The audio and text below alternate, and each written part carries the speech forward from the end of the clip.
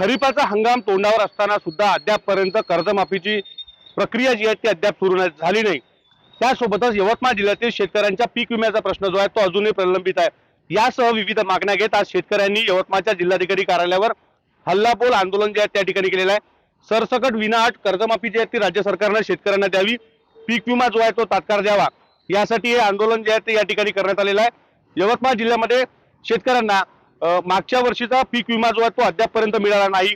त्यामुळे शेतकरी जे आहेत ते या संपूर्ण पीक विम्यापासून वंचित जे आहेत ते या ठिकाणी आहेत। काय प्रमुख मागण्या आहेत आपण आंदोलकांकडून जाणून घेणार आहोत। दादा, आज आंदोलन तुम्ही करताय, काय नेमक्या प्रमुख मागण्या आहेत? खऱ्या अर्थाने आज जिल्ह्यातील शेतकरी जगण्याची उमेद गमावून बसलेला आहे। या महायुतीच्या शासन काळामध्ये आमच्या आया बहिणीचं कपाळाचं कुंकू पुसण्याचं काम या देवेंद्र फडणवीस साहेबांच्या राज्यात झालेलं आहे। पीक विम्याची खऱ्या अर्थाने आज शेतकरी त्याच्या जोखीम परताव्यासाठी हकदार असताना त्याला पीक विम्यापासून महाराष्ट्रातून यवतमाळ जिल्ह्याला वंचित ठेवलेला आहे।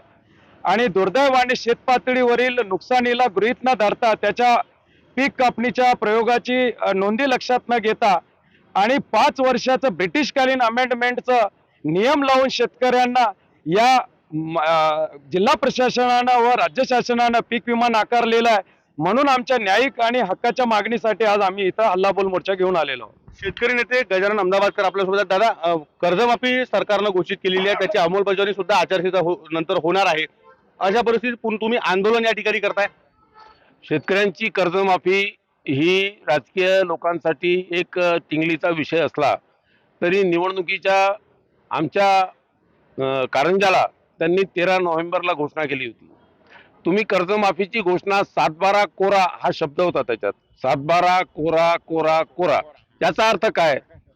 7/12वर जो बोजा आहे शेतकऱ्यांचा, आणि मुद्दा असा आहे की शेतकरी कर्जबाजारी झाला कसा। आता तुम्ही जर याचा आता फार विश्लेषण आम्ही सांगत नाही, पण शेतकऱ्याला जो विमा मिळतो, विमा इतरही ठिकाणी मिळतो, पण इतर ठिकाणी विमा मिळताना कोणावरही अन्याय होत नाही। पण शेतीच्या विम्याची जर तुम्ही हे केलं तर साधी गोष्ट, आम्ही आता ती उद्या मागणी करणार आहे, पुढच्या वेळेस आमची ती मागणी राहील की शेतकऱ्यासाठी ज्या रकमा भरल्या जातात, एक हिस्सा शेतकरी भरतो, एक राज्य सरकार भरते आणि एक केंद्र सरकार भरते, याचा हिशेब आम्ही मागणार आहोत।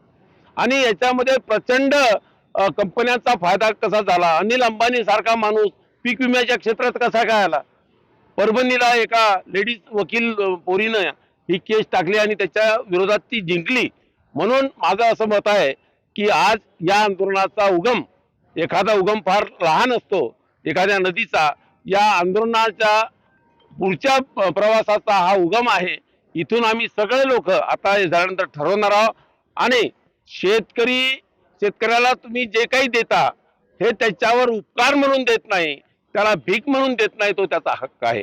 युवा शेतकरी सुद्धा आंदोलनात सहभागी झाले, काय सांगा?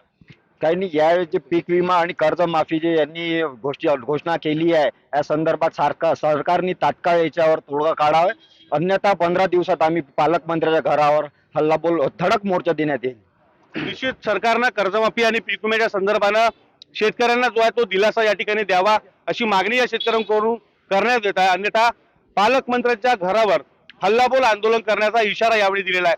विवेक गावंडे, TVN मराठी, यवतमाळ।